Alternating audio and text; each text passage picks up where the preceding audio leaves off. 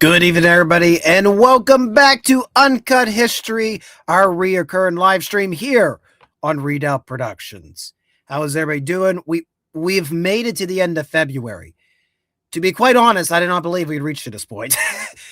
This has been the worst of winters, and it seems that there's no signs of it letting up in March. But thank God, I can say we almost made it to the end of February.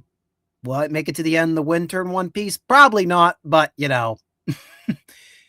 small victories. It's what matters. It's the small victories. How is everybody doing tonight? Who do we have tuning in here in our chat? We got Michael Archangels tuning in. Fu Man Blue, he has his wrench. He's the only man with a wrench, if you haven't noticed. That way he can bonk Alvians on the head. I don't know why he would need to do that ever, but, just in case. Andrew's in here, ready for some Americana.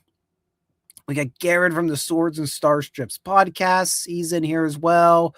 Books and Battlefields has cruised in. He has made it. Screw you. Nah, that's nice. It's not, actually, it isn't bad up here in Pennsylvania right now. It's just whenever there's a chance that it's going to get nice, it's like, okay, it looks like it's going to get up into the 40s and 50s. We'll get 1-2 good days, and then boom, here's another 4 inches of snow. Boom, we're plunging your temperatures back to 15. Okay, now we're going to rise it again.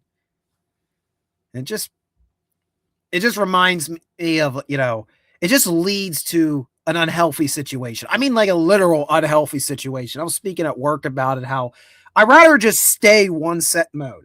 All right, pick your lane. It's either going to be a lukewarm winter or it's going to be the frozen tundra out here. Just pick one, because when you fluctuate temperatures, that's when it seems we tend to get sick and we're unwell and unable to work. I mean, I would be too. 53, we're going out there in shorts. I don't think you're going to ever see me in a tank top. I'll go out there in the shorts. We're up there in the 70s in Arkansas. The home commonwealth, it is indeed, of John Sullivan, the main character of Garrett's current duology, Blood and Oak, which is the first book is somewhere over there on the shelf with knowledge. We don't look at the shelf because it's, how I said last time that I just recently organized it? Yeah, that organization's long gone now. I've had to pick through. Yes, Arkansas. Arkansas indeed.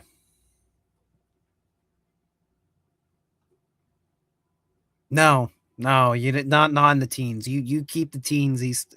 You keep the teens east of the Appalachians, I guess. Don't bring them over here. Don't bring them on the west side, because then it prevents me from going out and do fun things or just doing basic human functioning things. Well, we got a ton of stuff to get through tonight. When I first was thinking of what was going to be this week's stream subject, I was like, what I want to do a stream. Once I do 2 streams in 1 month. The State of the Union happened. Yeah, and I heard every time about Medal of Honor. So let's talk about the most recent Medal of Honor recipients. And then I just kept adding on a bunch of American Revolution stuff. I really should have renamed tonight's stream to Morse Creek 250, because not only are we going to talk about that small battle down in North Carolina, I'm going to talk briefly about Knox's Noble Train of Artillery. There's been a series of living history events across New England dedicated to bringing those approximately 60 pieces of artillery from Fort Ticonderoga to bear against the British, who were besieged in Boston at this time 250 years ago. So we'll touch base on that a little bit. Let's see what else we got. Oh, I know what else we got. So we're just going to start with this, because this was posted yesterday and I just found it really funny. So Journey with Murphy, who is a great history content creator right now. If you have not watched any of his videos, he goes out and explores historic places, very similar to myself. Be sure to go out and give him a subscribe. Great videos he's been doing. He started stuff actually out in the California and like the Southwest Pacific area, but he's since gone he's now doing more stuff in the Midwest, more stuff here on the East Coast. He just posted a video about the Maryland State House where Washington resigned his commission in the Continental Army. So be sure to go check him out. But he posted this funny little thing. I never saw. This is apparently an honest to God quote from Thaddeus Kosciuszko, who was a Polish engineer who came and supported the American war effort during the American Revolution. And I cannot live without coffee. I beg you, send me 6 pounds of coffee with sugar in proportion. This just automatically made Kosciuszko go up several pegs in my rankings of the greatest officers in the Continental Army.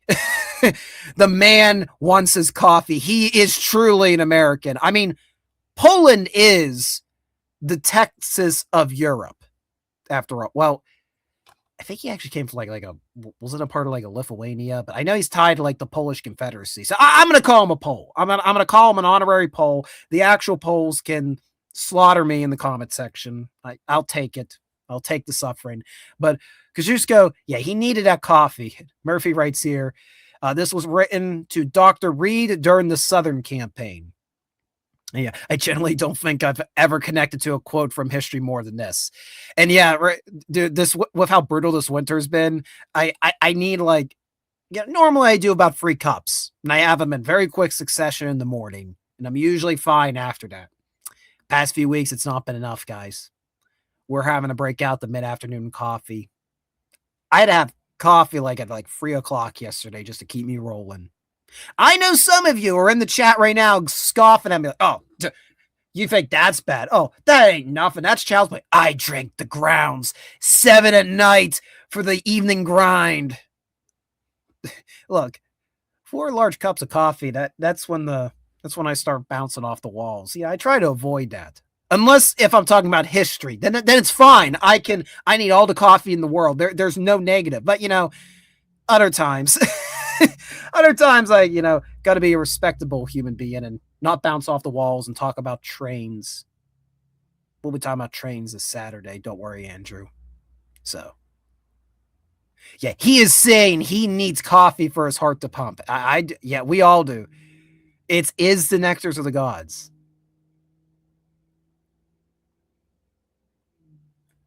Kosciuszko must be my previous life. If you're into engineering fortifications, a lot of our defense systems that were used during the American Revolution, since I think it was Kosciuszko that went up and helped out with Gates and Arnold's army at Saratoga. So several of those defenses were actually designed by him.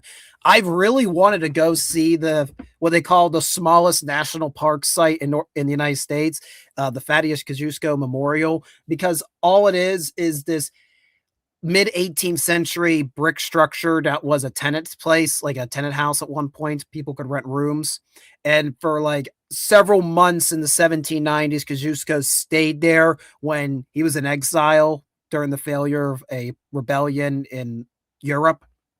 And he was exiled and he had to recuperate because he was wounded. And he was up on the 2nd floor for several weeks. And Thomas Jefferson visited him. This was happening right around the time actually of the end of the Northwest War. So some of these Native American war leaders, they're actually going out because they were in Philadelphia meeting Washington, they would also go and visit Kosciuszko. It was very interesting. So I really want to go see that unit because it's such an obscure site, and Kosciuszko is a fascinating individual to learn about. So one day when I make my grand return to Philadelphia, and oh yes, it will happen. Where can you find this image? You can find it on Journey with Murphy's Facebook page. He posted it on Facebook. He may have also posted it to Twitter, but it's over on Journey with Murphy's Facebook page right now. I saved it. I'm going to be using this sometime. So, yeah, I saw that yesterday evening. I wish I saw it this morning, but I actually saw it last night. It was, which was the worst time because I'm like, oh, I need coffee now. No, I can't drink. We're going to bed. It's 10 o'clock. It's time for bed. Got to recycle for tomorrow. So, yeah, just is a way to warm up for the night. All right, let's move into the main subject, what's in the title. This article comes from the United States Army. 2 American heroes awarded Medal of Honor during State of the Union. Written by C. Todd Lopez of the Pentagon News. On the night of February 24th, in the nation's capital, Two heroic Americans were honored with the country's highest military decoration, the Medal of Honor. At the conclusion of his State of the Union address, President Donald Trump announced that Army Chief Warrant Officer 5th Eric Slover and retired Navy Captain Royce Williams were both medal recipients. Slover, still on active duty, earned the Medal for Actions last month in Venezuela, while Williams, now 100 years old, received the Medal for Actions during the Korean War in 1952. In early January, Trump announced the capture of Venezuelan leader Nicolas Maduro following a successful overnight joint U.S. military mission in Venezuela's capital of Caracas. Both Maduro and his wife were captured by U.S. military forces during that raid, and the two are facing criminal court proceedings tied, I should say, to a 2020 indictment from the Justice Department on multiple federal charges, including narco-terrorism and drug trafficking. Let's all be honest, it's just not what we're here to talk about. Let's move back to the Medal of Honors themselves. Slover was part of the military effort to capture Maduro during that raid. The night of January 2nd, Trump said he was responsible for planning a helicopter mission involving a C-47 Chinook. Must not say it in the voice. Must not say it in the voice. Must remain professional. Slover planned a mission and was the flight leader in the cockpit of the first helicopter, Trump said. Eric steered the Chinook under the cover of night and descended swiftly upon Maduro's heavily protected military fortress. The area, Trump said, was heavily guarded by thousands of soldiers. While preparing to land, enemy machine guns fired from every angle, and Eric was very badly wounded in the leg and hip, one bullet after another. He absorbed 4 agonizing shots, shredding his leg into numerous pieces. Despite those injuries, Trump said, Slover pressed on to deliver commandos to the drop zones where the mission could be carried out. Delivering the many commandos who would capture and detain Maduro was the only thing Eric was thinking about then. Even as he was gushing blood, Eric maneuvered his helicopter with all those lives and souls to face the enemy and let his gunners eliminate the threat. Turned the helicopter around so the gunners could take care of business, saving the lives of his fellow warriors from what could have been a catastrophic crash deep in enemy territory. And we will here in a bit actually go to the Medal of Honor Society's page. It's one of my go-to resources actually when I research videos, at least if I'm going to be discussing Medal of Honor recipients. They have all the citations there, like what the actual award is to honor. So we'll, a little bit later on, I'm going to read the actual citation for each of these awards. Going forward, after safely landing the helicopter in the right location so the mission could continue, Eric told his co-pilot, also wounded, to take over. The success of the entire mission and the lives of his fellow warriors hinged on Eric's ability to take searing pain. During the State of the Union address, Army Lieutenant General Jonathan Braga, commander of the Joint Special Operations Command, put the medal around Slover's neck. The president said they would be a separate event at the White House where he would present the actual medal to Slover. Nearly 75 years in the making, retired Navy Captain Royce Williams was also awarded the Medal of Honor. Williams had served in World War II, the Korean War, and later Vietnam. His combat actions in Korea earned him the Medal of Honor. In the skies over Korea in 1952, Royce was in the dogfight of a lifetime, a legendary dogfight. Flying through blizzard conditions, his squadron was ambushed by 7 Soviet fighter planes. It was his first aerial combat of the war, and despite being massively outnumbered and outgunned, Royce led the takedown of 4 enemy jets and almost destroyed the others, vanquishing his adversaries while taking 263 bullets to his own plane and being seriously hurt. Yes, 263 bullets. For over 50 years, the president said that mission had been kept secret. Williams didn't even tell his wife, but the legend grew and grew. And tonight, at 100 years old, this brave Navy captain is finally getting the recognition he deserves. He was a legend long before this evening. First Lady Melania Trump placed the Medal of Honor around Williams' neck. The president also honored other military heroes during the address. Among those were Coast Guard Petty Officer Second Class Scott Ruskin, a rescue swimmer who was awarded the Legion of Merit for his rescue efforts during a flood in central Texas last year. Ruskin is credited with saving more than 160 lives. Additionally, 2 National Guardsmen were awarded Purple Hearts. Army Special Sarah Beckstrom and Air Force Sergeants Air Force Staff Sergeant Andrew Wolf were shot while over patrol in Washington, November 26, 2025. Beckstrom died of her injuries just a day later. She was awarded the Purple Heart posthumously, with her parents accepting the medal on her behalf. Wolf was severely injured but has since recovered. He was present at the Capitol to accept the award. And then a bit more here about America being commemorating the 250th. So that's the release from the United States Army, an article is published on their website. Hopefully, all my botches didn't do any of those people disservices. I greatly apologize. Yinzer, not good at the English language. Let's go down through. See what you guys think, because I'm sure you guys were commenting as we were talking. I see Ken has joined. He is late, fashionably, but he has arrived. It's only like 11 minutes. So it's not too bad. Everybody welcoming Ken to our club. Welcome to our club. Welcome to our club. Welcome, Ken. Welcome, Ken. All right, what else we got down here? Why did it take so long for this gentleman to take this award? We will get to that in one moment, actually. There is a long-winded story as to why Mr. Williams did not get, he wasn't nominated for the Medal of Honor until now. Let's see who else we have.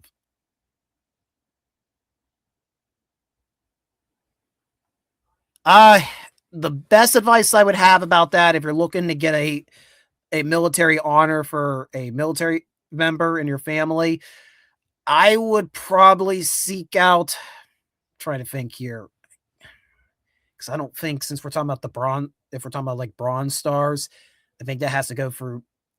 I mean, if you know somebody at a certain, like, depending on what branch he was part of, if you know, like, maybe to communicate with, like, I don't know, like a local National Guard unit, if he was like with the National Guard, with Army, or if you know, like, if you know somebody, like I don't know what to say, if you know, like, a certain headquarters communicate with in your local area, that would probably be a good start. Usually, I know when it comes to like the Medal of Honor itself, the Congressional Medal of Honor, the best thing to start with is actually speaking with local representatives. That's how a lot of these get posthumously awarded many years after the individuals died. It's usually family members going to their local representatives and pressing them, and then it kind of just goes up the chain of command. But that's because, of course, it's the Congressional Medal of Honor. So, yeah, I would seek out like what branch of the military he came from. Maybe find a local base and see if you can just contact somebody and just say, can you guys research this? Can you guys investigate? See if it warrants, the action warrants it. Or as Fu Man says, Google does know. Google knows. All praise be to Google, the all-knowing arm. Praise be to Google.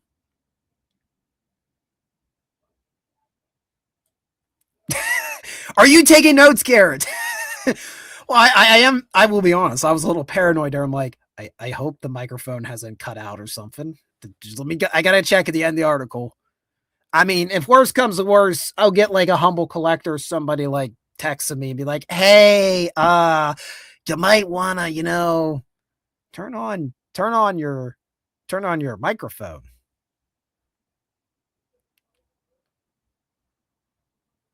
Okay, so you say, okay, the gentleman that your relative was with, he earned the Bronze Star, but not. Okay, I see. Yeah, and the Purple Heart is essentially an automatic nomination for anybody that's wounded or killed in action. It's essentially an automatic. Now, I know people have lately gotten angry. So last year, I did a trilogy of videos called Laurel Highlands Heroes, and they were about local military veterans in my neck of the woods, Pennsylvania's Laurel Highlands.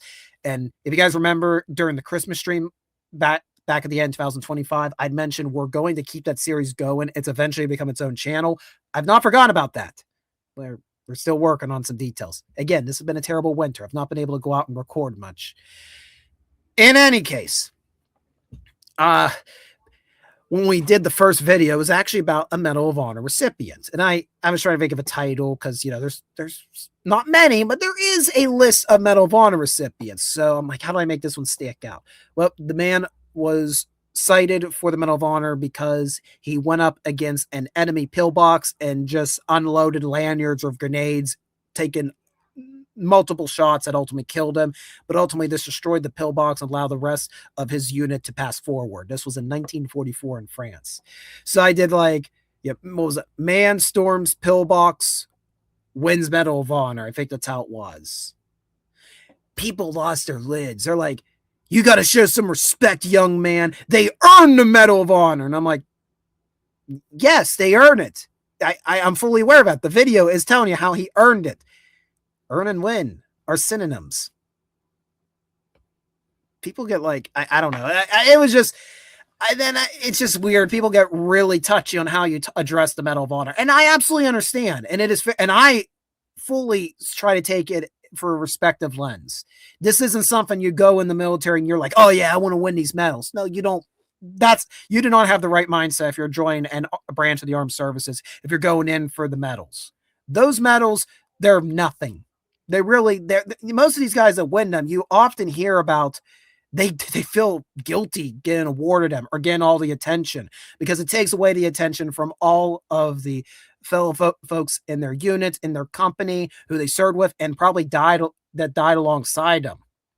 So they always feel some tremendous survivor's guilt, ended up with these accolades that they feel that their comrades should have got. So yeah, the medal isn't something you go into the military with the intention of winning it like a trophy or something. But on the other hand, you are awarded it. There's a ceremony. You know, they pin it to you. So when I'm describing it, I have to say they won it. They were awarded it. Just because I say that doesn't mean I'm making it out to be a trivialized award or something. It's just people get really touchy when you talk about military accolades, and rightfully so. But also maybe they're just a little too touchy. Medal of Honor recipient for Vietnam said the Medal of Honor received is for the men who were lost that he was with. They're the real heroes. I think that would have been Benavides who actually said that, which jumps back to love YouTubers like Fat Electrician and Original Human that respect history. Fat Electrician, praise be upon him. The almighty villain for keyboard warriors. Man, I need like the energy of Fat Electrician with some of the keyboard warriors I get. Just like the one I was ranting about earlier about we're getting into grammar. We're getting into synonyms, really. Okay, sure. Whatever. So, back to the story. Yeah, that's why let's be honest. That's why you come here. You come to kind of see the tangents at this point. If you want something coherent, wait till Saturday for the new episode of Retracing History. So, like I said, we're going to jump over here to the Medal of Honor Society, which, now that we're talking about unsub guys. Didn't they like initiate like Brandon into like the group chat or something? Brandon Herrera, Forced Valor, Brandon Herrera. He has every military accolade, yet he's never been in the military. It's hilarious. The more he squirms, the more medals are pressed upon him by military veterans. Anyways, so this is the official page for Eric Slover. I mean, you can see they're so recent. They don't actually have profile pictures yet. Eric Slover, awarded rank Chief Warrant Officer, Conflict, Venezuela, Operation Absolute Resolve. Military branch, U.S. Army, Medal of Honor Action Date, January 3rd, 2026. And the action took place in Caracas, Venezuela. And then this is the official citation. Chief Warrant Officer 5, Eric A. Slover, distinguished himself by conspicuous gallantry and intrepidity above and beyond the call of duty on January 3rd, 2026, during a mission in Venezuela in support of Operation Absolute Resolve. Chief Warrant Officer 5 Slover piloted his MH-47 as the lead aircraft of the operation, tasked with executing a highly complex infiltration through hostile integrated air defense systems to safely deliver military forces. During ingress, Chief Warrant Officer 5 Slover successfully led the helicopter force through a dense jungle valley in a mountainous region, navigated marginal weather conditions, numerous topographical hazards, and near insurmountable surface-to-air threats. Upon touching down at the designated landing zone, Chief Warrant Officer 5 Slover's aircraft was immediately engaged by multiple machine gun positions at close range. The hostile fire resulted in 15 armor-piercing rounds entering his cockpit, with 4 rounds striking his leg. Despite the intense and effective enemy fire and at great personal risk, Chief Warrant Officer 5 Slover maintained a situational awareness at aircraft's position in the line of fire to ensure the safe infiltration of the military forces. After the force disembarked, and despite suffering significant life-threatening injuries, Chief Warrant Officer 5 Slover identified hostile heavy machine gun positions that were engaged in his aircraft and targeting the ground forces. He maneuvered his aircraft to enable his door gunner to deliver effective fire, successfully neutralizing the threats. Chief Warrant Officer 5 Slover's heroic actions undoubtedly saved countless American lives and ensured the complete and overwhelming success of the mission.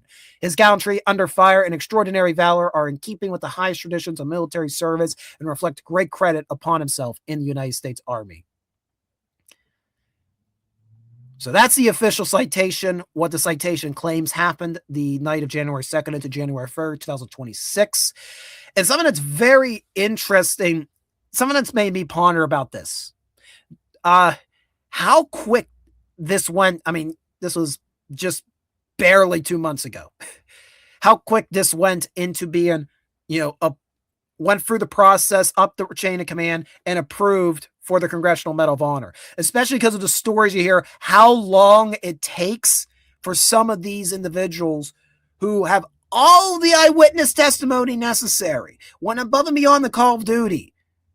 And it never, for decades, it never happens, as you're going to learn with Williams. And probably the most famous case is when you talk about, Benito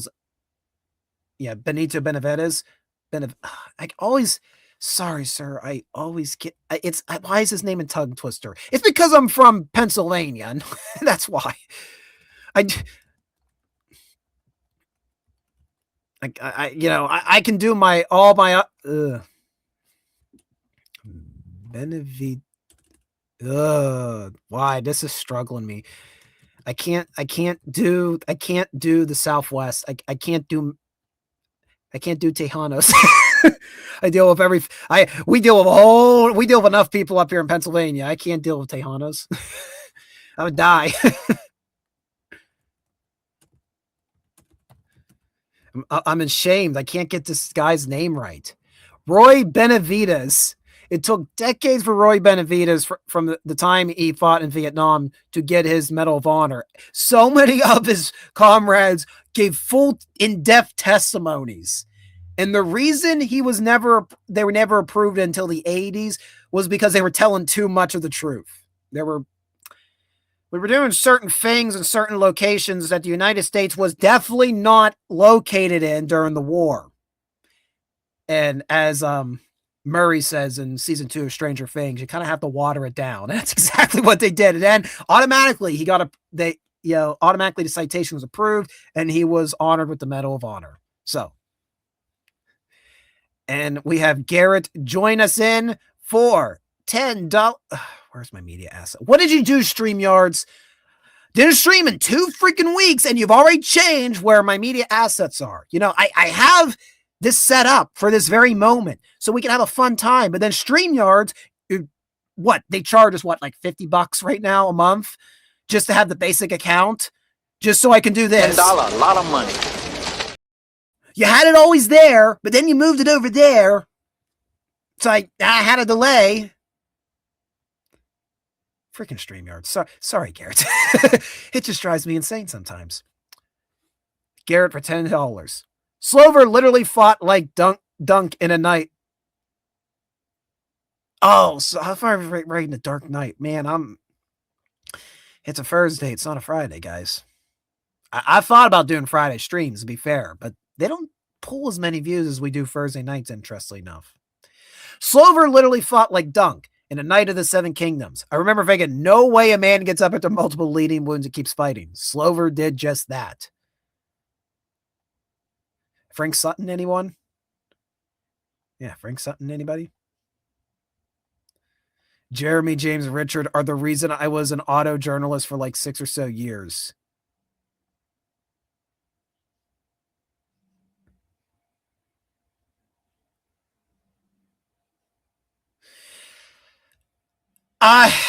It's been a while since I've really delved into the actual specs on the Medal of Honor, how it's earned. It's often a very long process.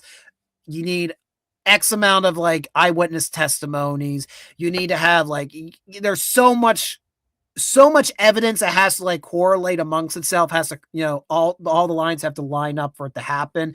So it's usually for a very particular situation, especially when you get to the medals of the 20th century. Since World War II, we get very detailed citations for why the Congressional Medal of Honor is awarded. When it started in the American Civil War, it was a lot more simple. It was a lot more basic in terms of the language that was used to nominate somebody for it. That's why a lot of individuals are nominated the Medal of Honor during the Civil War for capturing enemy colors. There's many citations just that. And that's not to take away from those Medal of Honors, but there were a few guys who may or may not have picked up a bunch of Confederate banners at the angle after the fight and a pick a charge happened and turned into their commanding officer, and then were nominated for the Medal of Honor decades later because it shows in the logs that like, yeah, they actually picked, yeah, they captured enemy flags. They did technically. They did. Just I get flack for when I critique about that. And I'm not taking away from it because I'm sure that a lot of those soldiers, they went for a lot of harrowing experiences during the Civil War. Just capture the enemy flag. I've seen that one too many times as a citation. So it makes me question some things. But the language was very basic for the citations during the American Civil War. And there was a period of time, there's guys who got it twice in the early 1900s, were awarded the Medal of Honor twice. So, and then eventually there was a reform after the Great War over, okay, nobody can earn it more than once. This is meant to be more to show they went above and beyond the call of duty. That's how you end up with individuals like, there's like John Basilone, who has the Congressional Medal of Honor awarded to him, but it's not for the citation at the event that most people would associate him with, stuff like that. It's very complicated. It's very bureaucratic. And quite frankly, sometimes it's a little bullshit. A lot of these, what you need to get the accolade, it's like trying to get the funny paper sometimes. It's just like, oh, jeez. That's why I think a lot of military veterans, the medal is, any military honor comes with high respect, but also they say this ain't worth nothing. My men's lives are worth everything. This little thing does, I want to trade it in to get all of them back type deal, because it's just all the stuff that goes through and the people that end up getting selected. There's a lot of politics involved. And again, not saying they're not involved, not saying they don't earn it. It's just, it's politics. It's America. It's the military. It's a messy process.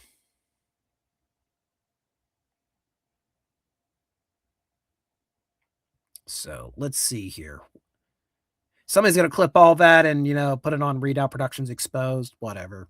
You people, the universe made it this messy. It shouldn't be this messy. These military accolades, they should be, they're simply awarded for going above and beyond the call of duty and just it. But no, we got to go down the winding road half the time. And it's just infuriating. The good news is at the end of this long and winding road, we get in detail citations, which are great for doing historical research. It makes it very easy. If I want to research a Medal of Honor recipient, it has to kind of, especially after World War II, it's basically all there. The individual, the rank, where they're from, where they died, where they're buried, where the event occurred, who was around them, what did they do? It's incredible how in detail it gets. Am I venting? Oh, yes, I am venting.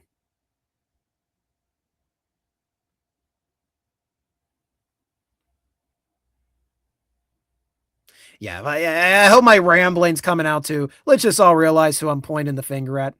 It's the bureaucratic nonsense that is the 21st century United States of America. Kind of reading through the comments now. Get this man coffee, lots of coffee. No, I got the Gatorade. I'll do. We'll get back on the rails eventually. I am a train man.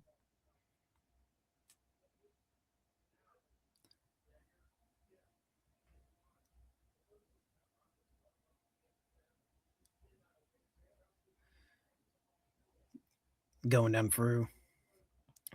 People having conversation. That's good. The people are having conversation on the side. Gets me a little confused. I'm like, where are we at? What's going on?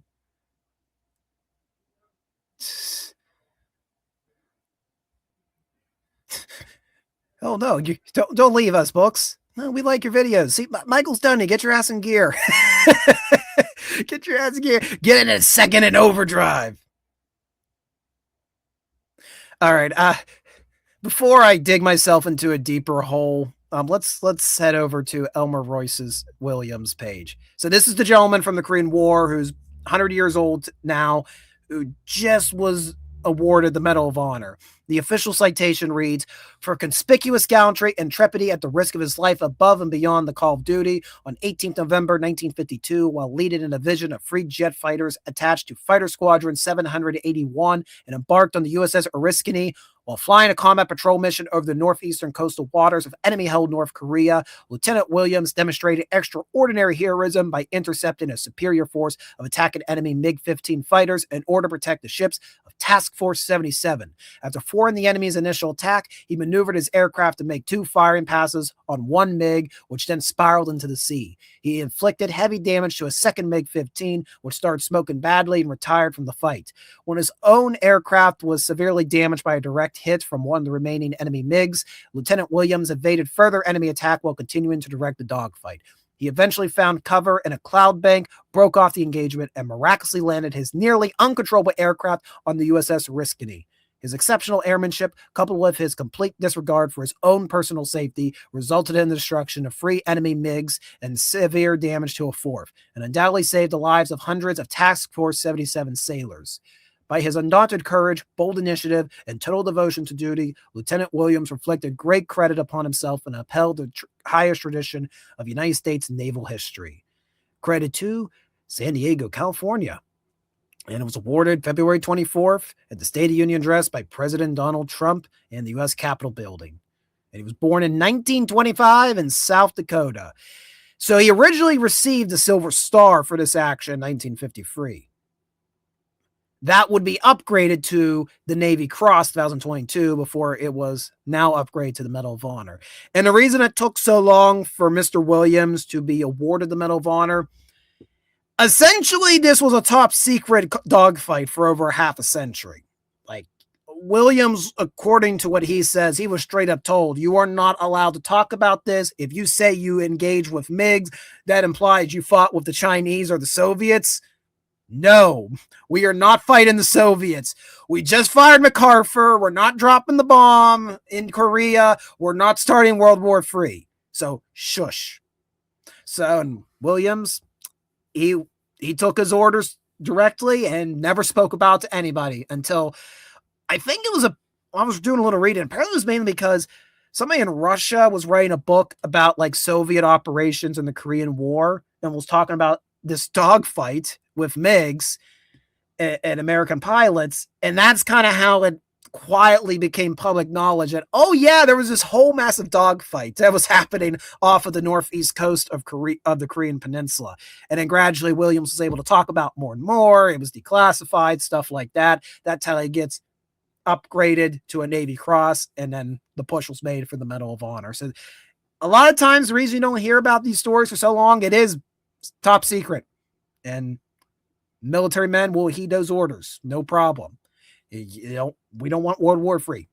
We don't want World War III. So no, we did not fight the Soviets in Korea. No, we never, just like, nope, there were no Soviets, no Chinese, nope, not on the front lines between North and South Vietnam. Nope. Nope. Just like how, no, the United States was definitely not in Cambodia. Nope. Nope. A national train train. We get a national. What about trains?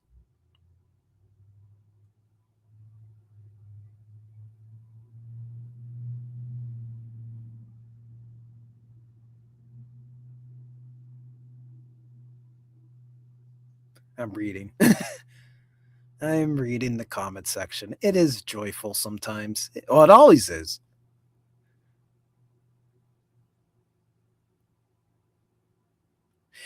They were built. They're built differently. They are built differently. Books. This generation was.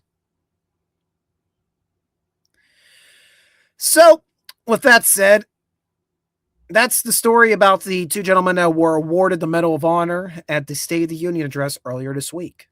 And now we're going to pivot over to more American Revolution. So, in the winter of 75, 76, 250 years ago, one of the craziest engineering feats was achieved.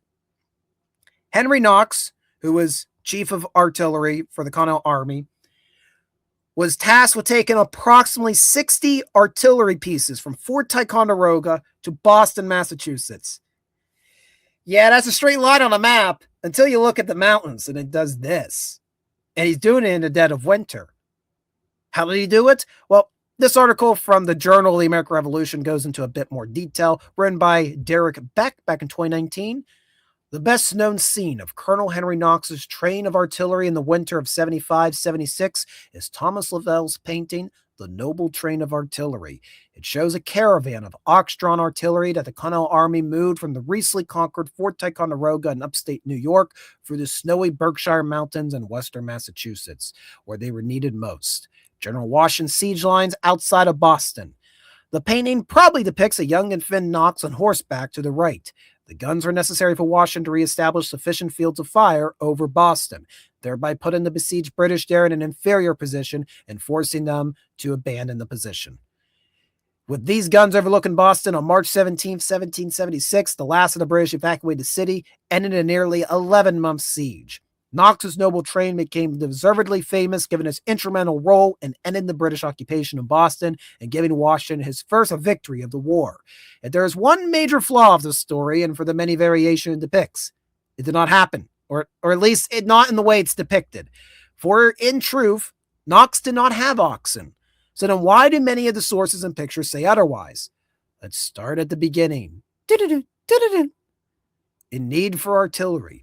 In the spring of 1775, the British attempted to raid a militia weapons cache outside Boston. Shots were fired. The countryside militia swarmed the British, and after a day-long running battle, the British found themselves besieged in Boston. Bookseller in Boston, Henry Knox, managed to escape the siege lines, however, and began serving as a volunteer aide to the top militia commander, Massachusetts General Artemus Ward. Knox had spent many idle hours in his Boston-based London bookstore reading up on the art and science of artillery.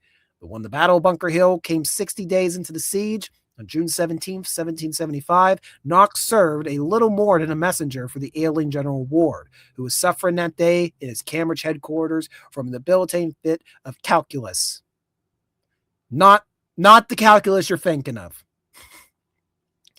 The British won the battle, but it served only to extend their lines, and the siege continued.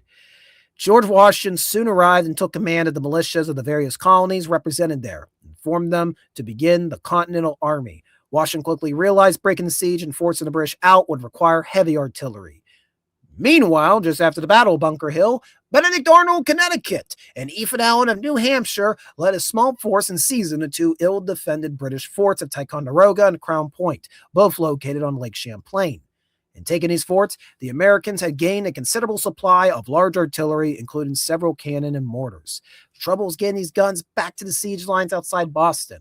In the end, strife between Arnold and Allen delayed the transportation of the artillery back to Boston indefinitely.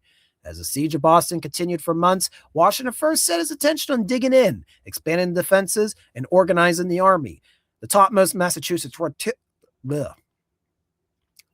artillerymen, the elderly Colonel Richard Gridley, determined to retire, influenced in parts by the court-martials of two of his artillery officers' sons because of their lack of services. Still, Washington had hoped that Gridley would serve as the Continental Army's new artillery commander.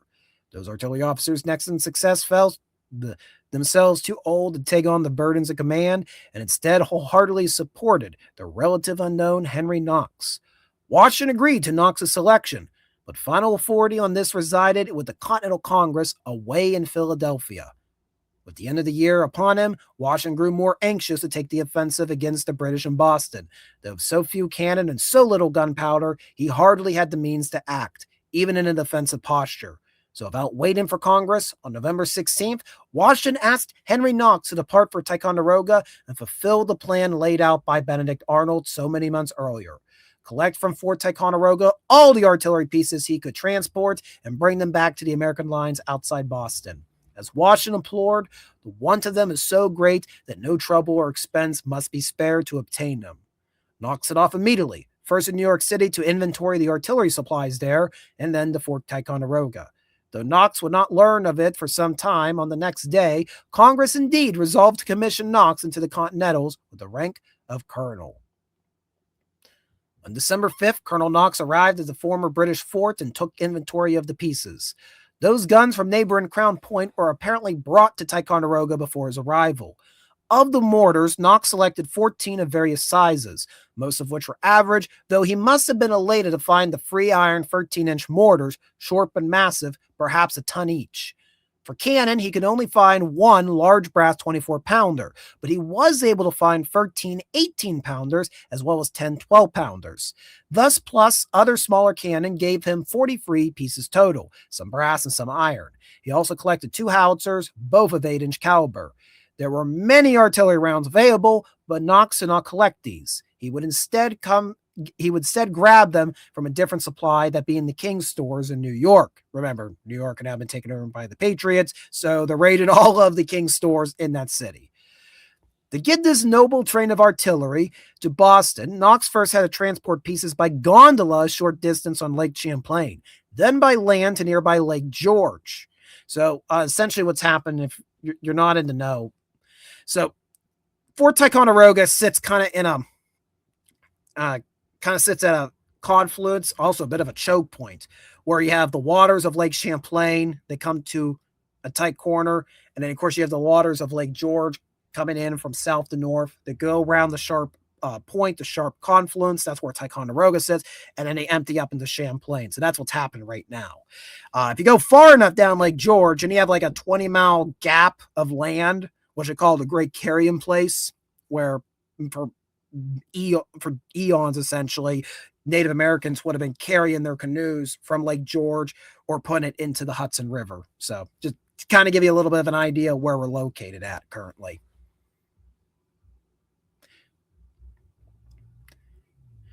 The guns would then be loaded on 3 vessels: a scow, a large bateau, basically a large barge, and a perig. We need Frederick Weemont right now. I need the offer of the Raftail comic here now. The scow was at first overloaded and sank in the lower water, but Knox's hired men managed to bail her out and tow her to the leeward shore, and by hauling the cannon aft bounced her, and now she stands ready for sail. The 3 vessels were then sailed or rowed southward to the decommissioned Fort George at Lake's End. From there, Mother Nature came to his aid. A storm poured on them, an exceeding fine snow, some 2 feet deep, which allowed his hired New York crews to mount the artillery onto sleighs. However, the snow proved too deep at first, and there was trouble securing oxen at a fair price. Before departing for Fort George to go ahead with his noble train to Albany, Knox rode to Washington on December 17, 1775, claiming it provided 80 yoke of oxen to drag them as far as Springfield. On the same day, he wrote a similar sentiment to his wife, Lucy Flucker Knox. We shall cut no small figure in going through the country with our cannon, mortars, etc., drawn by 80 yokes of oxen. This image is now deeply rooted in American memory, captured in paintings. The idea of oxen pulling the artillery, but it's far from reality. It seems Knox wrote of his plan too soon. Once in Albany, he visited the home of Major General Philip Schuyler. Knox began negotiating in earnest for those oxen he had written about. The oxen were necessary to bring the artillery sleighs down from Fort George to Albany and then eastward back toward Boston. In this diary, Knox gives the following during the month of December. And there's a list there, talking there, his discussions with Schuyler, trying to get the oxen. In careful reading, we find that after a negotiation for oxen failed based on price, Knox relented to use horses instead, of which he acquired at least 124 pairs. In fact, there's evidence that Knox originally intended to use horses until the oxen deal became an option, and so he merely fell back on his original plan. And so, contrary to tradition, it seems Knox had few oxen on his journey. The famous paintings and illustrations are both quite wrong. Meanwhile, the artillery remained near Fort George, delayed not just because of a lack of beasts, but also because of the weather. The land route southward from the fort was an exceedingly slow one that followed the Hudson River, and once the crews were finally underway, they were forced to cross the frozen Hudson 4 times before they reached Albany. Here, Knox's diary tells of another misconception of the noble train. Not only was the artillery transported mostly by horses for the rest of the way, but also was not one long caravan as commonly pictured. Rather, it was a fragmented set of companies, sometimes miles apart, conducting their respective sleighs with teams of 2 or sometimes up to 8 horses, and at times augmenting these with additional beasts as necessary to surpass particularly high snow drifts or difficult terrain. As a few artillery pieces finally came into Albany, one at a time, the snow at first continued to fall, but then Mother Nature forsook them. A cruel fall for several days delayed the noble train as it tried to make its way into town. But snow would fall again, and with it, Knox's train was again on the move. So Knox needs heavy snowfall. As much as I bemoan it right now, he needs snow. What he does not need is the lukewarm temperatures that I desire 250 years later. That just makes his life miserable because he's pulling them. When you're pulling stuff, it's easier to pull it across snow than it is through mud. From Albany, Knox's train passed eastward over the Berkshires, from which we might almost have seen all the kingdoms of the earth, and so into Massachusetts. This was the most difficult part of the journey, and here the horses at times proved insufficient for pulling the heavier pieces over the mountains. Knox continued to seek out oxen to augment his horses, but only occasionally did he find any for hire. At least he did hire 2 teams of oxen on January 11th, 1776. Once over the Berkshires, the rest of the noble train's journey continued without much difficulty. The artillery began to arrive in Framingham, some 20 miles outside Boston, on around January 25th. With the exception of some of the lighter pieces, which were immediately sent to the lines and mounted in the American entrenchment, most of the pieces were probably kept in Framingham until Washington called upon them in early March, which would result in a bloodless American show of force that led to the British evacuation of Boston, March 17th, 1776. So yeah, went a little bit down the rabbit hole there. I'm not going to lie, guys. I kind of pilled this article because I like reading articles from the Journal of the American Revolution. I've actually used them for a few videos I've worked on in the past. So yeah, I didn't realize how in depth we were going. I didn't know we're going down this spiral about literal oxen. But in any case, that's the story of Knox's noble artillery train, which essentially turned the tide of the American Revolution its first year. Went from a stalemate around Boston to an American advantage over the British, compelling them to evacuate. Train time? What about train time? Train time Saturday. Or train time's at 8 o'clock. National train time. And I also want to pull out very quickly here. This is from the Times-Union newspaper. These were photographs taken for the 250th of Knox's noble artillery train.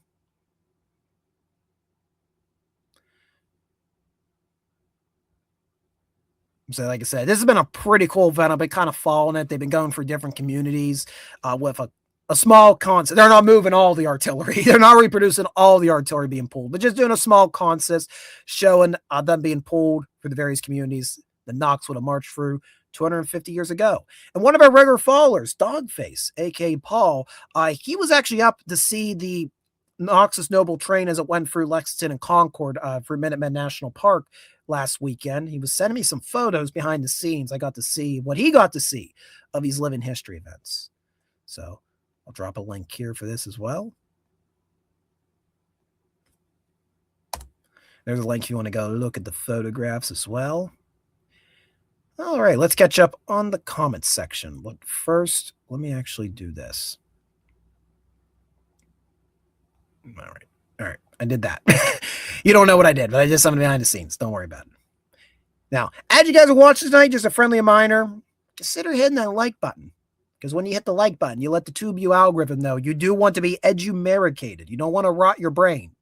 At least you don't want to completely rot your brain. You want to partially rot it. You want one side rotten, but you got one other side sharpened. That's what you want to do. So if you're watching now or it's approaching 8 o'clock, you need to bow out now, be sure to hit the like button before you head out. And if you are enjoying this live stream or you're like, man, that guy likes talking about history. He's a complete mess when he's live. I wonder what he'd be like if he actually edited down his thoughts. Well, consider sticking around because Saturdays we upload videos, our main series, Retracing History. Next episode comes out this Saturday, 5 p.m. Eastern Standard Time, and it will be about the East Broad Top Railroad, our return to the oldest narrow gauge railroad still in existence in the United States of America. So, if that all interests you, consider subscribing here to Read Out Productions. So, as I navigate all that I missed as I went down my rabbit hole about the Knox train. Hey, Peaksburgies. Read the story of Duke Cunningham. I don't know who Duke Cunningham is. I'll have to keep that in mind.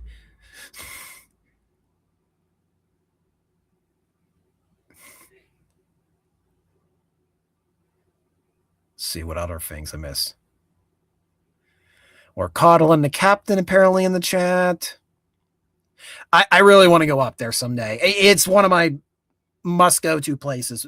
The French and Indian War history, the American Revolution history. I want to go up there. I need like a good week, though. I need like not just going up and back. I need a good week there in the Lake George, Champlain area.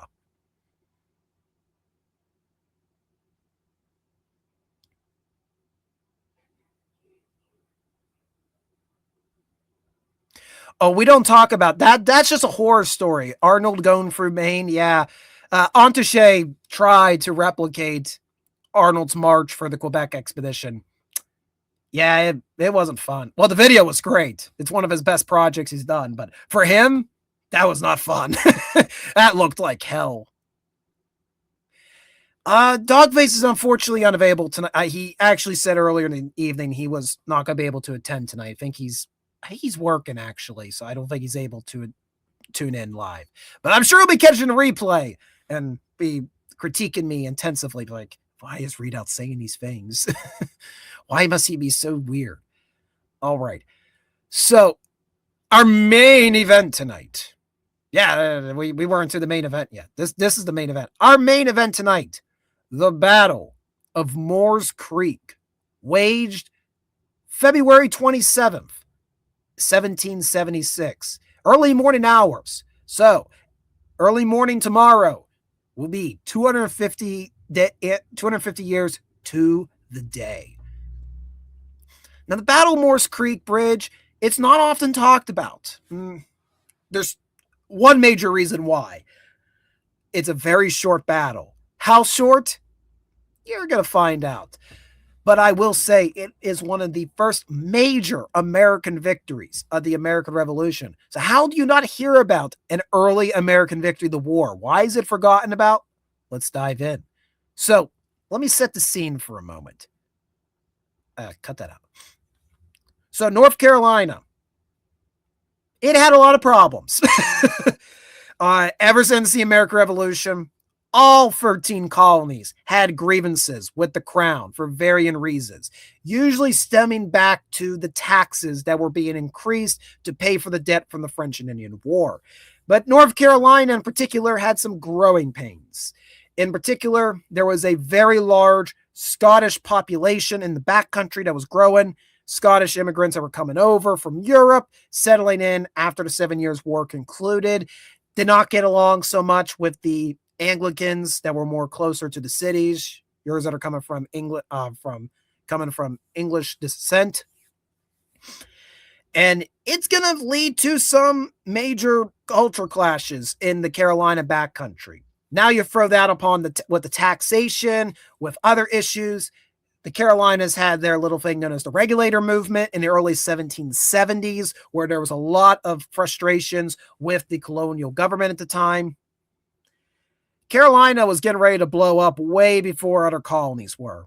So when the American Revolution kicks off up in Massachusetts, well, naturally the Carolinas kind of also fall in sync as well. And for North Carolina in particular, you had Loyalists and you had Whigs. And the reason I'm calling them Whigs and not Patriots so much is we're not quite there yet to having a formal United States of America, or having the colonies agreed to what the heck this rebellion is about. Whigs were vehemently opposed not only to having grievances with Parliament overseas, but had major grievances with the colonial government in North Carolina itself. And when Lexington and Concord kicks off up in Massachusetts, well, the colonial governor of North Carolina knows it's not safe to be in North Carolina anymore. And he's going to send his family up to New York City. He's going to get out of Wilmington, North Carolina, and he's going to take refuge on British warships out in the Atlantic Ocean. So he's kind of like he's a governor in exile, essentially. And Whig militias, which essentially are Patriot militias, they're going to start swarming all around the Carolina backcountry, which is going to greatly unnerve a lot of people who don't want involved in the rebellion. They don't have any interest. And you're going to have Whig militias, Whig governments. They're going to be trying to force everybody to swear oath of allegiances to them.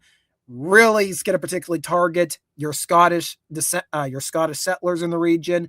They don't want involved. They're like, hey, look, we left Europe. Our rebellion failed, the Jacobite rebellion. We don't want to get involved in another rebellion. Just leave us be. No, okay, that's fine. Just say you're going to support our independence.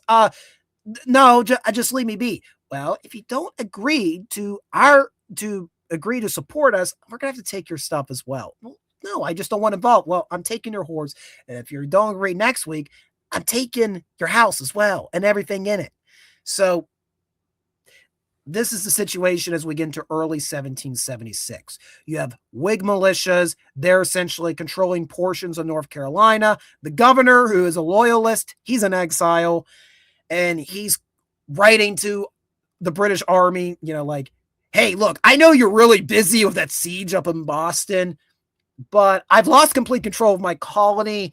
Can you send some soldiers down to help me? And I'm going to help you out. Yeah, I'm not going to make it I'm not going to fully depend upon you guys. I know you're busy with George Washington up there and everything. How about, I'm trying to make sure I didn't run over my cat's tail with my chair. How about, you bring a couple boats down, bring Henry Clinton, bring Cornwallis down, and I'm going to send messages deep into the backcountry. I'm going to get loyalists because I know there's people still in the backcountry that want to support me. They don't want to be with the Whigs. I'm going to get them to form militias, and they're going to come to Wilmington, and they'll meet the regular army, and we'll have a big force to subdue the Whig militias. Does that sound good? So that was the plan in early 1776. And the British will end up the British Army actually sends a gentleman by the name of Donald MacDonald. He's almost 70 years old. Donald MacDonald was a loyalist for the king during the Jacobite rebellion. So he's from Scotland, but he supported the British crown. Then he was a Marine during the 7 Years' War globally. I don't know truthfully where he was stationed. I presume he was a Marine on a warship. I just don't know in what theater fighting. And then afterwards, he retired to the colonies, wanted to settle peacefully. But when the revolution kicks off, he's like, all right, I've had enough of rebellions. I'm going with the crown. Sorry, going with the crown. He's going to be commissioned as a major. And then he's tasked by the British government to go into the North Carolina backcountry, recruit this loyalist militia, and then lead it to the North Carolinian coast, link up the regular army, and try to subdue any other rebellion. So, guy's almost 70. Keep that in mind. He's sent back there. He starts, sending out all sorts of calls for help. He's like attacking, I guess, at a tavern and stuff. Men wanted. Men wanted. Royal governor needs you. Come now. And actually, it's not just simply, for king and country. Well, that king and country were also promising, hey, you join our militia and we win. Those taxes, your debts, they're going to be paid off. Don't worry about them. We'll call it a fair day. You fight for us. Don't worry about those debts and taxes. So particularly amongst the Scottish that are living up in the backcountry, some of them are very eager then. They're willing to now pivot to the loyalist side. Again, also the berating by the Whigs. So Donald MacDonald's going to end up getting anywhere up to about 1,500 militiamen. And they're going to rally at a place known as Crosses Creek, which is now Fayetteville, North Carolina, at about 60 miles to the northwest of Wilmington. The problem is now they got to march through the heart of North Carolina to get to the coast. And as I mentioned, we have all these various small companies and brigades of Whig militia, pro-Patriot militia. One of the largest leaders of the Whig militia in North Carolina this time is a guy by the name of Colonel Moore. Moore is going to try to block every direct approach between Crosses Creek and Wilmington. McDonald got to find a way across these. Got to find some way across the waterways. So initially, he kind of wants to go more to the west side of Wilmington. That's kind of more the routes coming down from Fayetteville, modern day Fayetteville, and then cut into Wilmington from the west. But more, he'll set up the fence. I think it's along Rock Creek, if I'm not mistaken. He'll set up a defensive line around there, blocks his first route. So next, McDonald's going to go to the right of Moore. He's going to try to cross at a place known as Corbett's Ferry, where he's going to counter several hundred militiamen. They're going to be, yeah, I have to look at my papers. I'm sorry, guys. We're after 8 o'clock. The brain's fried. He's going to go to Corbett's Ferry, which unfortunately for him is guarded by Whig militia commanded by Colonel Richard Coswell. Coswell's an interesting guy. I didn't have much time to research, but I was going through the American Battlefield Trust pages. Coswell, he came from a plantation-owning family up in Maryland, but when that plantation withered out in the 1750s, that's when he and some of his other family members moved down to North Carolina to start a new life down there. He became immensely involved in civic affairs. He was very much an advocate for public education in North Carolina as well. He served for the Colonial Assembly for a number of years, but he wasn't quiet. He had a bit of a rebellious streak to him. He was amongst those regulators that had grievances with the colonial government earlier before the American Revolution. And here he is again, having grievances, not now with the colony, now with the crown itself. So he's going to have about a couple hundred guys at Corbett's Ferry to block McDonald. Don't worry, McDonald has another way. He's going to take the old stage road around the right flank of Coswell, and he'll cross at Moore's Creek. And then he's only about 20 miles then from Wilmington, North Carolina. Oh, I wonder what's going to happen there. We're talking about Moore's Creek. Isn't there like a battlefield there now? Read out. Unfortunately for McDonald, Moore's Creek was also defended. Now, it was very lightly defended. It was only about 200 militiamen by late February of 1776 are guarding it. These Whig militia, they're under command by a guy by the name of Livingston. This is going to give enough time for Coswell to relocate his force, links up with Livingston and Moore's Creek. And by the late afternoon of February 26, we got about almost 1,000 Whig militiamen on both sides of Moore's Creek. And right now they're trying to figure out what they're going to do. What are the loyalists going to do? What is McDonald's plan? Well, I think now it's time we go over to see our battle map. If I can get back to it. No, that's too much of the battle map. There we are.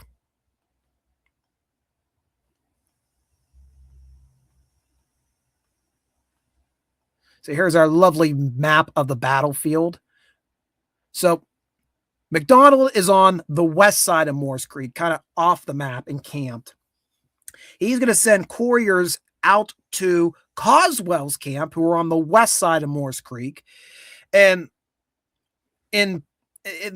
he makes it look like they're trying to be honorable men and ask for Coswell and Livingston to put down their arms and stop this nonsense, rejoin your king and country, and then all will be forgiven. He knows Coswell and Livingston aren't going to put down their arms.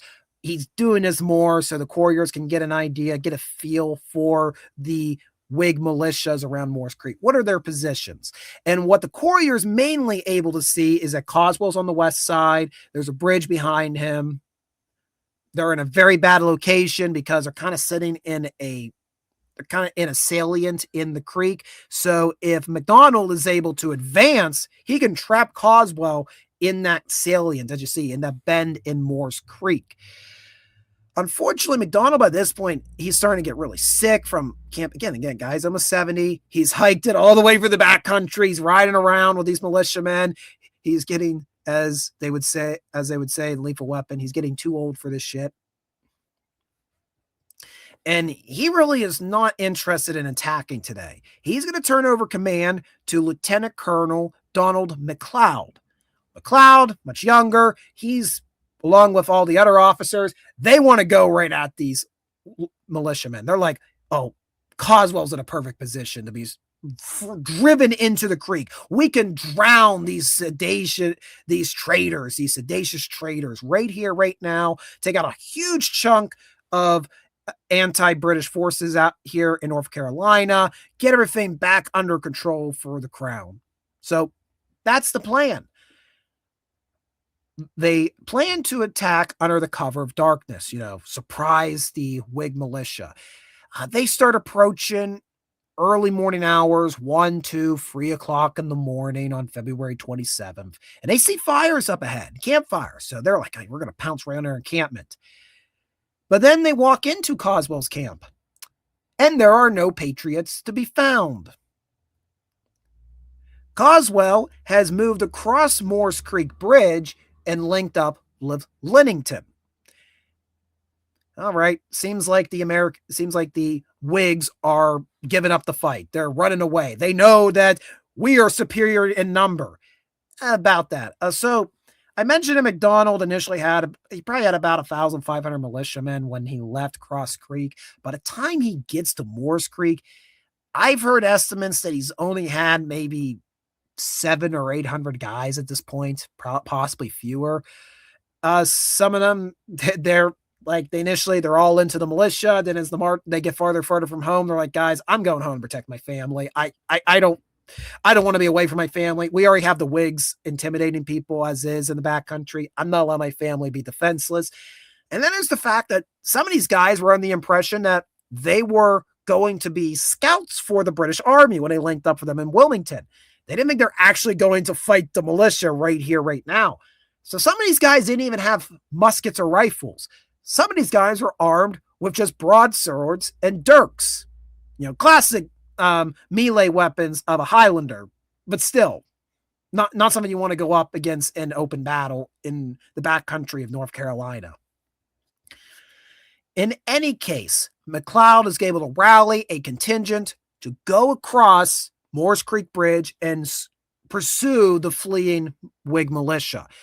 Now, as they approach the bridge, it's about 5 a.m. now, just before dawn. They're going to see up ahead a couple guys. They see silhouettes. There's a brief exchange between them. They go back and forth trying to identify each other. Eventually, the Highlanders start speaking Gaelic to the other guys, and those guys aren't able to respond, so it becomes obvious, oh, those are Whigs. They open fire on them. The Whigs run away, presumably across the bridge. McLeod gives chase. But then they start having a problem. They are running up to the bridge, freeze. All the planks are missing. It's really just the girders now. The enemy had pulled most of the planks up, and whatever girders remained, well, the Whigs had made sure the grease all that. So McLeod got to try to lead a broadsword charge across a bridge with no decking. So, it's very awkward. They're going to cross Moores Creek, nevertheless. And you have to keep in mind, this isn't just like a little fast-running stream, nice stream with rocks around it, and it's forced. No. This is a swampy area, so you can't just go into the water, walk through the water. It's swampy. There's all sorts of reasons, all sorts of terrible, evil things why I would not go down into that swamp. Let's just put it that way. You got to keep on the old post road. So they get across. And then you'll notice on the map, once McLeod gets across the bridge, it's basically a causeway because it's swampland all around you. It curves off to your left.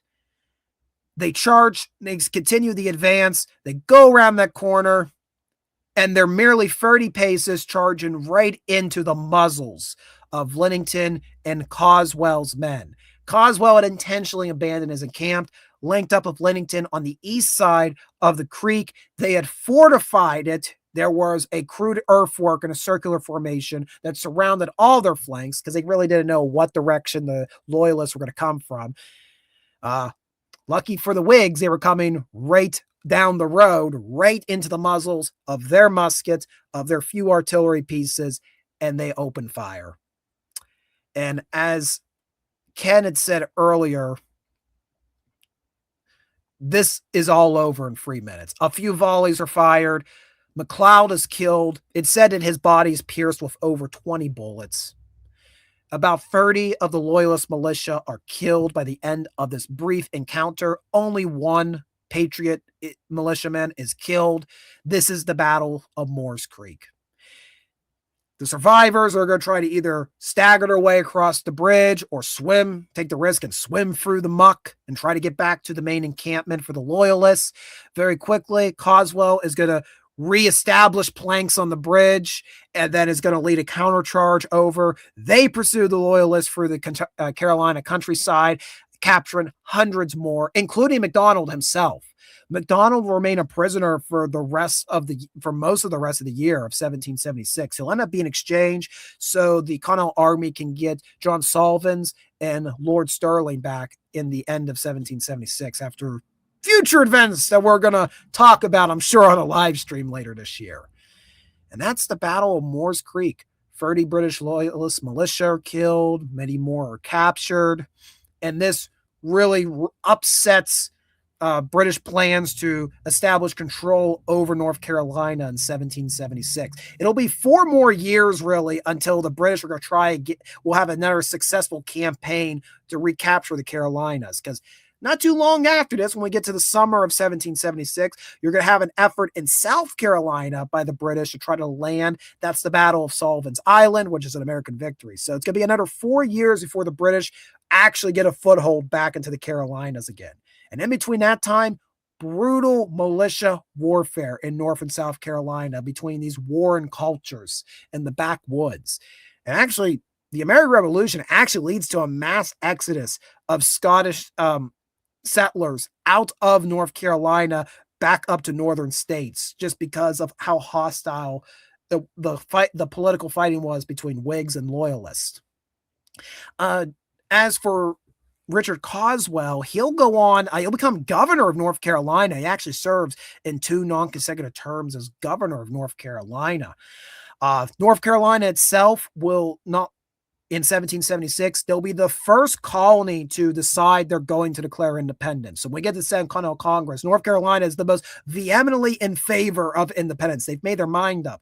And you can argue a lot of that has to do with the Battle of Moores Creek and how decisive of an American victory it was. It really just gave the whole colony into the hands of the Patriot movement for the time being in the conflict. And that's why it's so important. But you're not hear about much because it's over in 3 minutes. There's so much. I really find it an interesting battle. I've known about it for several years. And I kept thinking in the back of my brain, I think we may have talked about it in a brief on a stream before, or I may be thinking I'm talking about it in Discord with somebody before. But it's such a fascinating battle from a tactical standpoint. This is a perfect casebook study of knowing your terrain. You hear about the militias of the American Revolution. And believe me, I'm very critical of militias during the American Revolution. That just comes from the fact that the Pennsylvania militia don't tend to perform too well. I'm just saying. They just don't have a good battlefield record. They're not like the Minutemen of Massachusetts or like the Carolina militias. So I have to be I'm a little more jaded when we talk about Pennsylvania militias. But there are still very noteworthy battles where militia win the day, or they leverage a victory for their respective side. It's not always the Patriots that win with militias, for the record, or have the advantage with militias. The Loyalists do as well, as you clearly saw in this. But this was a decisive Patriot victory in February of 1776 that should be studied. A lot of battlefield tactics to discover, how to lay an ambush. I mean, Coswell, whether he knew or not, he was directly laying up. My brain, it fell apart. Coswell was, my brain's fried. Oh no, we need to wrap this up soon. Study the Battle of Moores Creek. That's what I'm saying. Study it. Very important. If you're a tactician, you'll learn military tactics from this.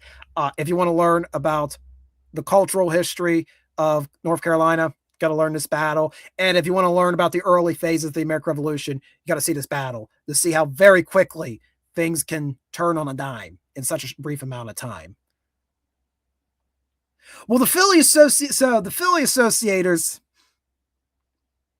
we talking about the Light Horse of Philadelphia. Many say it's the oldest continuously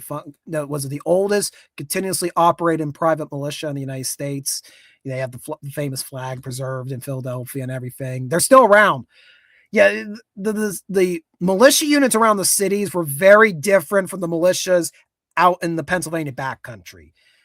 The problem with the ones I found in Western Pennsylvania, what made them ineffective, it wasn't so much the fault of the men they had. It was not an issue with the manpower. It was the resources. Just because you're in the backcountry and they couldn't get resources out of Philadelphia to go support places like Pittsburgh successfully. It was a constant feast or famine. Very meager supply trains are going into Fort Pitt. Most of that is going to go to the Continental Army. The militias were left with very little else.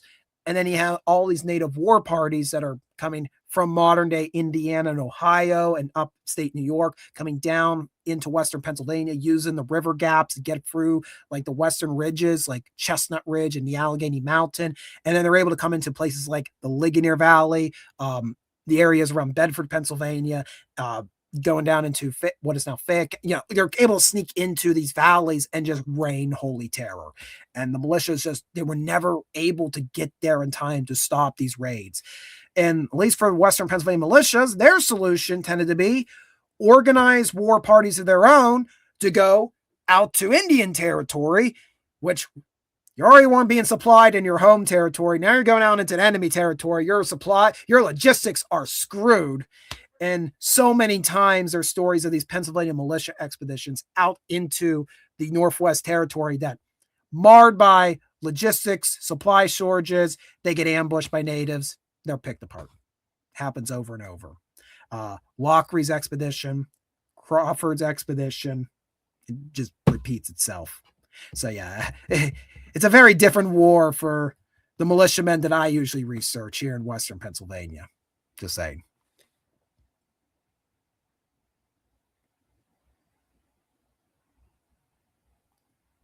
Why Teddy over Franklin? Are you overthinking? Yeah, you're overthinking it. That's Teddy. It's Teddy Roosevelt. It's Theodore freaking Roosevelt. Of course he is superior to Franklin Delano Roosevelt.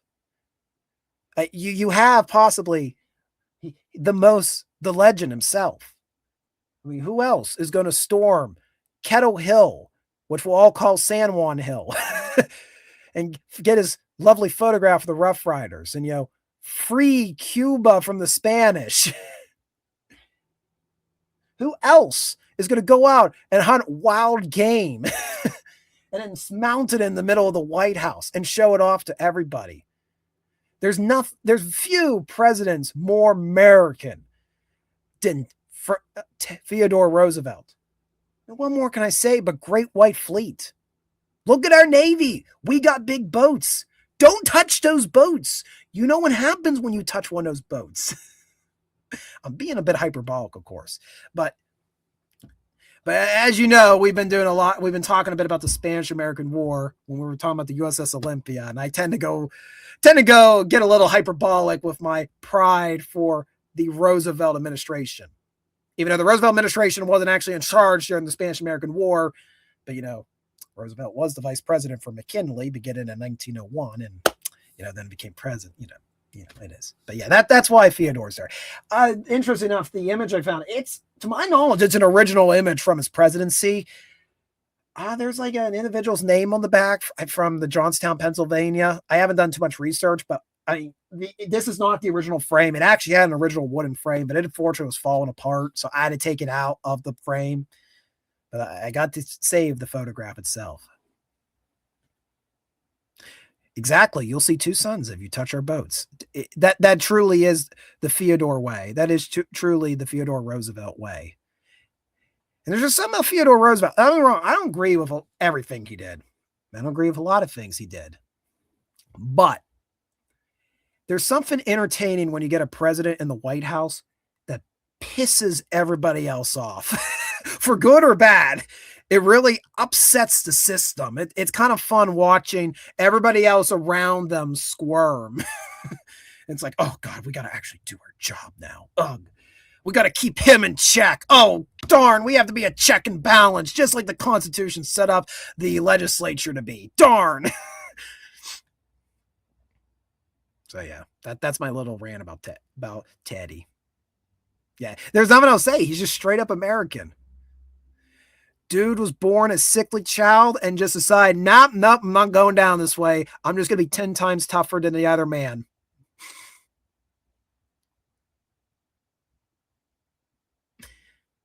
You ever watch Wind in the Lion? It is a very rose tinted portrayal of the Roosevelt administration. Highly inaccurate, highly entertaining, highly recommend. USA, USA. I need a good clip to go. I need to like clip some from Miracle for our streams. Yeah, I need to do that. So, yeah, that's the stack of stuff for the day. Oh, before we do head off, I want to mention I had like one day to teach myself about the Battle of Morse Creek beyond my basic information. I'm going to drop a link here. This particular link, this is for a tour of the Morse Creek battlefield. It's conducted by Dr. Chris E. Vonville Jr. He is a historian in North Carolina. He's appeared a few times on the American Battlefield Trust, talking about the Civil War, but this is his tour, actually, of the Morse Creek battlefield. Highly recommend giving it a watch.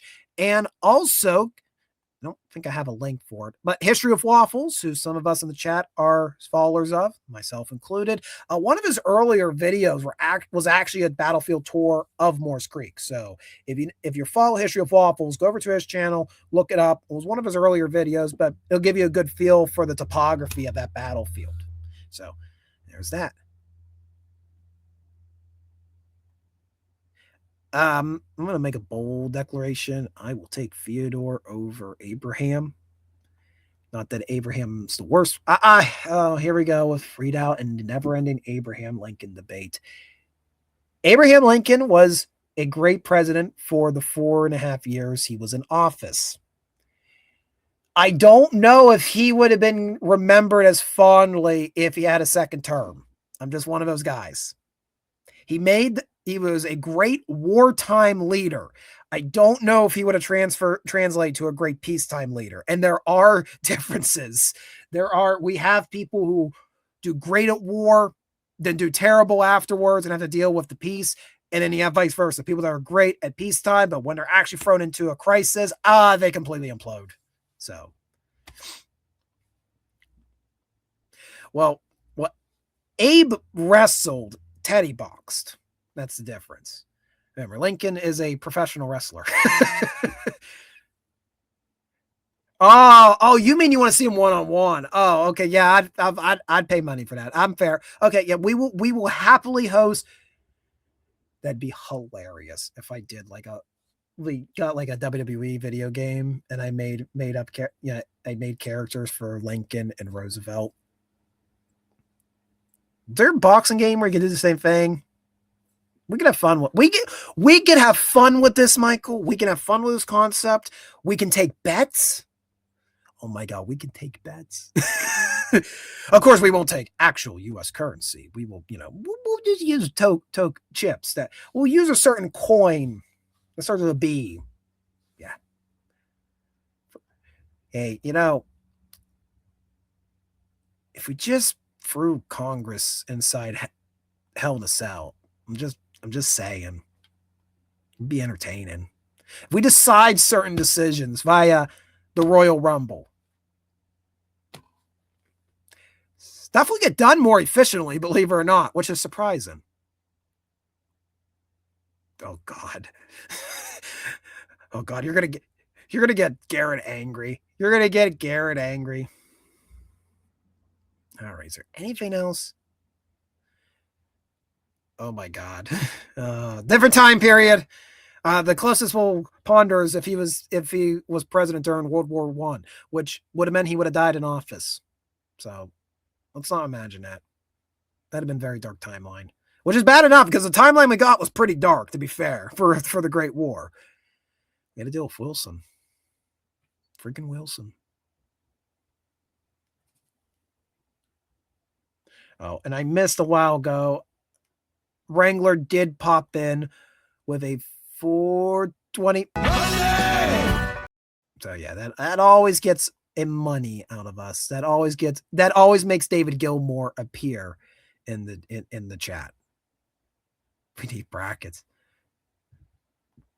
what does Trump do? Like, how does Trump win? 'Cause I thought we were currently, I thought we were going with like actual like professional fighters, boxers, stuff like that. And there's a whole story onto itself. But what's Trump do?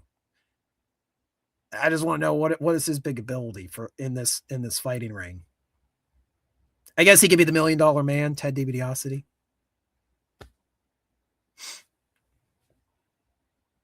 $420 blaze it. Yep.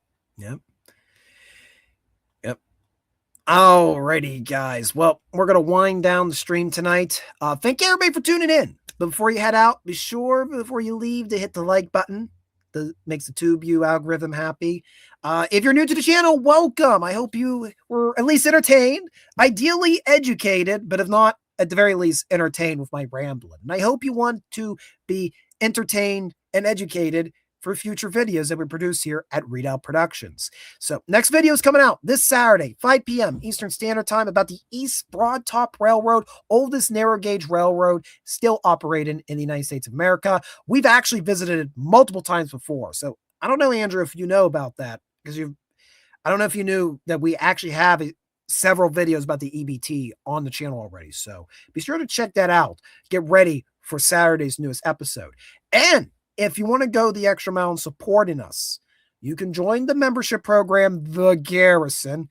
Small monthly fee, get you early access to videos, get your name in credits. That's how you do it, Brain. Name in credits in our videos, and you get my unyielding gratitude for fortifying this bastion of historical preservation. So Ko-fi is where the membership program's at. And actually, not only do you have early access to the EBT video, right now, you have early access to next week's episode of Retracing History, which is about Revolutionary War graves linked to a almost forgotten fort from that conflict. So if you sign up right now for the membership program, you get early access to 2 videos, technically. And I'm hoping to keep the ball rolling. I said at the start of the year, I thought I wasn't going to be able to make a lot of videos. I was going to have to cut back. January was rough. Then all of a sudden, February, I've been able to get the ball rolling. I don't know what in my brain clicked or what, but it's just like, and now we edit more, and now we edit more, and now we go to the next one. Oh, good. You've seen them all. Good. I'm glad you enjoyed them, and I hope you enjoyed the next one. Appreciate the nice comments. Thank you very much. Whoop, got a new video from Books and Battlefield. It'll be coming out Tuesday. Keep that in mind, guys.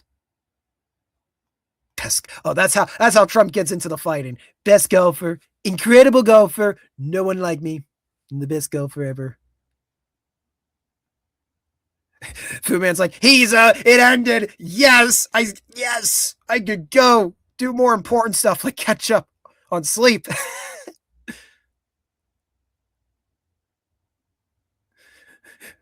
Oh, I have to do all the hard work. You're just going to make the rackets. Okay, that's fine. That's fine. That's fair. Use the full share. All right, guys.